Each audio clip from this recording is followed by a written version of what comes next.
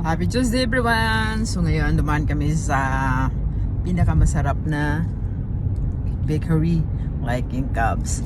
Alam mo kung anong kinuha ko? Isang buong cinnamon loaf bread, sliced bread of ever. Kain tayo guys. Ito talagang favorite ko at saka masarap talaga siya pag ano. Pag ikaw gutom,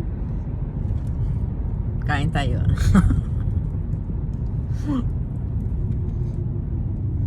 Alam mo bang maubos ko to isang loaf?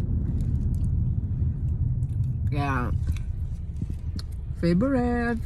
Pero hindi naman lagi-lagi. Paminsan-minsan lang. Lalo na ngayon, hindi masyado nakakain ng lunch kasi yung mga leftover lang kinakain. Buti nga sa siya. Tulog ka ng tulog eh. Eh siyempre pagod ikaw raw. Pag pagod hindi ka ba matutulog? Sipat ka. Ang gamot nito, bumili ka na lang. Huwag ka na lang maingay nyo. Okay, bye. Thank you.